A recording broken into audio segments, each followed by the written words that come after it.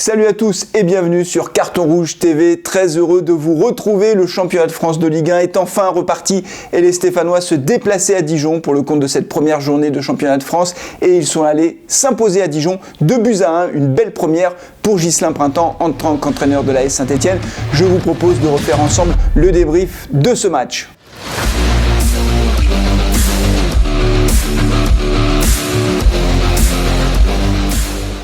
Tout est allé très vite dans ce match puisque les Stéphanois ont ouvert le score dès la 5e minute. C'est Romain Amouma qui trouve l'ouverture d'une pichenette très astucieuse suite à une passe de Kazri et les Stéphanois vont doubler la mise grâce à Aoulou sur un coup franc de Boudbouz, donc deux recrues stéphanoises qui permettent aux Verts de faire le break dès la 11e minute de jeu. Et par la suite, les Stéphanois se sont, alors je vais pas dire endormis, mais en tout cas ils ont temporisé, laissant le soin à Dijon finalement de faire le jeu.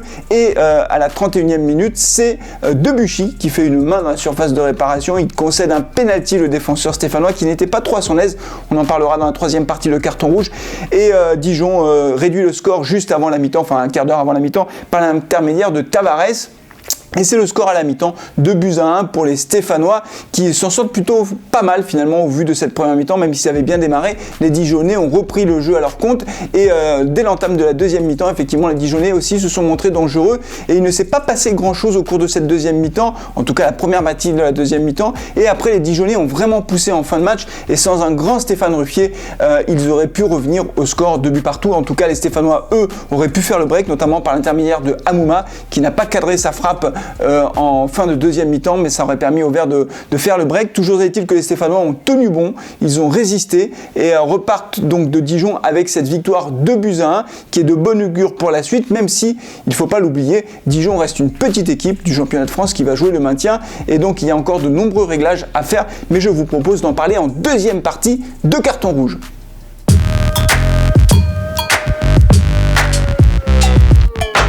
Plutôt rassuré par ce match à Dijon et par cette victoire pour les Stéphanois. C'est vrai que au vu des matchs amicaux de préparation de ce championnat, j'étais plutôt inquiet parce que les Verts n'ont pas fait quand même de grands matchs de préparation, c'est le moins qu'on puisse dire. On peut même dire que sur certains matchs, ils ont été extrêmement laborieux. Il faut aussi relativiser cette victoire parce qu'encore une fois, Dijon est une équipe qui va jouer le maintien. Je ne suis même pas sûr qu'ils arrivent à se maintenir. Et d'ailleurs, franchement, ils n'ont pas montré grand-chose sur le terrain face à Saint-Etienne. Et donc, il ne faut pas non plus tirer des enseignements définitifs de cette victoire de l'AS Saint-Etienne. Mais je suis plutôt rassuré par cette victoire des Verts pour une raison simple, c'est que les nouveaux arrivants, finalement, m'ont fait plutôt une bonne impression. On en parlera dans la troisième partie de Carton Rouge. Mais globalement, les 5 joueurs qui étaient titularisés et qui sont de nouvelles recrues de l'AS Saint-Etienne ont plutôt fait le job, peut-être Bouanga mis à part, et donc ça montre quand même que le recrutement de l'AS Saint-Etienne, pour un coût tout à fait modeste, on rappelle que c'est Bouanga qui a été la recrue la plus onéreuse de l'AS Saint-Etienne pour l'instant avec un transfert à 4,5 millions d'euros. Moukoudi est arrivé sans indemnité de transfert puisqu'il était libre, donc c'est un recrutement très astucieux de la part des dirigeants. En tout cas, il va falloir confirmer dans la durée, mais toujours est-il que je suis rassuré parce que c'est vrai que j'avais quand même une pointe d'inquiétude par rapport à ce début de championnat. Il ne faut pas oublier qu'on va jouer très vite contre Lille, on va jouer aussi très vite contre Lyon, et puis il y a le derby qui se profile pour début octobre, donc dans un peu plus d'un mois et demi maintenant. Et donc c'est vrai que on sait très bien que le championnat de France, tout doit s'enchaîner. Si on démarre mal, le doute s'installe. Si le doute s'installe, il y a de la pression, parce qu'évidemment les supporters mettent la pression. Et pour Ghislain Printemps, c'était très important de bien démarrer ce championnat. C'est le cas avec cette victoire. On l'avait dit d'ailleurs dans Carton Rouge, le MAG, on avait évoqué finalement l'obligation pour les Verts de bien démarrer le championnat. Les Verts ont des ambitions pour cette année. Ils veulent terminer européen, encore une fois, c'est-à-dire 4e, ils ont une Coupe d'Europe à jouer, ils veulent aller le plus loin possible, et puis il y a aussi les Coupes nationales dans lesquelles on peut mieux faire, parce qu'année dernière, on n'avait vraiment pas assuré dans les différentes coupes, que ce soit la Coupe de France ou la Coupe de la Ligue. Donc on peut dire, à l'issue de ce premier match, même si encore une fois il faut rester prudent et pas tirer de conclusion définitive, que ce premier match est plutôt rassurant par rapport à l'avenir de l'AS Saint-Etienne, sachant que en plus il y a de nouveaux joueurs qui sont arrivés tout récemment. On pourrait parler de Trauco par exemple. Alors, Kazri, qui n'est pas un nouveau joueur mais qui est rentré très tard parce qu'il a joué la CAN, et donc tous les automatismes ne sont pas en place. On l'a vu d'ailleurs sur le terrain, hein, notamment au milieu de terrain, c'était pas extraordinaire. Il manquait encore d'automatisme, mais tout ça va se mettre en place. Et finalement, malgré toutes les difficultés, on va chercher les 3 points de la victoire. Moi, je pense que ça va donner confiance au groupe, ça va donner aussi confiance à l'entraîneur. Et tout ça, c'est plutôt de bon augure à une semaine du match face à Brest, qui pourra peut-être nous permettre, si nous battons Brest à domicile, ce qui quand même paraît être à notre portée, d'avoir 6 points à l'issue des 2 premières journées de championnat. Ce serait vraiment le scénario idéal.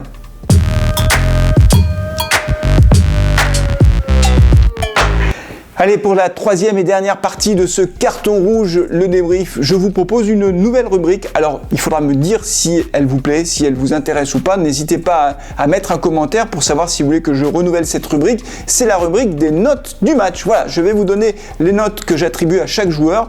En tout cas, le 11 de départ, les titulaires qui ont démarré le match. Une note sur 10, comme on le fait classiquement. C'est la première fois que je vais noter tous les joueurs. J'avais déjà fait des top 3 ou des flop 3. Mais là, on va noter tous les joueurs. Et vous me direz si vous êtes d'accord avec moi et surtout si vous avez envie que je poursuive cette nouvelle rubrique. Allez, on va commencer par l'homme du match. Allez, on commence par l'homme du match et l'homme du match à mes yeux, c'est Stéphane Ruffier. Stéphane Ruffier qui a été impérial, je lui attribue un 8 sur 10 au gardien stéphanois. Il a encaissé un but mais c'était sur penalty, il ne pouvait évidemment pas faire grand chose. On ne peut pas lui en vouloir d'avoir pris un but sur penalty, mais il a été très décisif en première mi-temps, par 2 fois au moins, et en deuxième mi-temps il a sauvé son équipe. Et c'est vrai que quand on a un gardien comme ça derrière, évidemment ça rassure. Donc 8 sur 10 pour Stéphane Ruffier qui est l'homme du match à mes yeux. On continue avec la défense centrale avec un joueur moi qui m'a vraiment impressionné pour son premier match en Ligue 1, c'est Moukoudi qui a fait un match sans faute à mes yeux, qui a fait preuve d'une grande maturité, un athlète impressionnant. Je lui attribue lui aussi une note de 8 sur 10 parce que franchement, premier match de Ligue 1, avoir fait une prestation de ce niveau-là, c'est tout à fait remarquable. On poursuit avec la défense centrale, Loïc Perrin, le capitaine stéphanois, qui a fait un bon match, Loïc Perrin qui a été impeccable lui aussi, peut-être un peu moins impressionnant que Moukoudi, c'est pour ça que je lui attribue la note de 7 sur 10, mais franchement je trouve que la charnière centrale a fait le boulot. On continue avec les latéraux, avec une très bonne surprise à mes yeux, c'est Trauco, premier match de Ligue 1, ça fait 4 jours qu'il est là, 5 jours qu'il est là, il parle pas un mot de français, et moi je l'ai trouvé très bon, on sent qu'il a du potentiel, c'est un latéral à l'américaine du Sud, bien sûr, mais on sent qu'il est très vif, très rapide, technique aussi, il pourra apporter sur le plan offensif et je lui donne un 7 sur 10 parce qu'évidemment il n'a pas encore tous les automatismes nécessaires et quand on parle pas la langue c'est difficile aussi de communiquer sur le terrain, mais on sent qu'il a un excellent potentiel. La concurrence va être rude à ce poste avec notamment Gabriel Silva. De l'autre côté, Mathieu Debuchy, pour moi c'est la déception de ce match, ou en tout cas une des déceptions de ce match. Mathieu Debuchy peut mieux faire, je lui attribue une note de 5 sur 10, il a fait une belle reprise de volée en deuxième mi-temps qui aurait pu aller dans la lucarne si le gardien dijonnais ne s'était pas interposé, mais il a concédé un penalty, Mathieu Debuchy, donc on sait qu'il peut mieux faire, surtout que, c'est paradoxal d'ailleurs, mais il avait fait de très bons matchs de préparation. Allez, on monte d'un cran avec le milieu de terrain, et là aussi, une bonne surprise parmi les recrues, c'est Aoulou, moi je lui donne 7 sur 10, il a marqué un but, dans l'entrejeu stéphanois il a été plutôt bon, on sent qu'avec Mvila ils n'ont pas encore tous leurs automatismes, mais en tout cas il a un bon potentiel.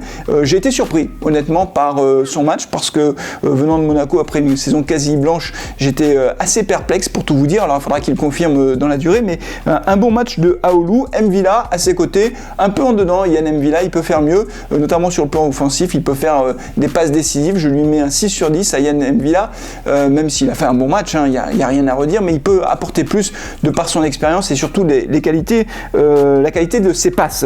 On continue à monter d'un cran avec les milieux offensifs, avec Riyad Boudbouz, 6 sur 10 pour Boudbouz, il a fait une passe décisive, certes, mais il peut apporter beaucoup plus sur le plan technique. Par moments, on a senti des éclairs d'ailleurs dans son jeu. Techniquement, il est extrêmement fort.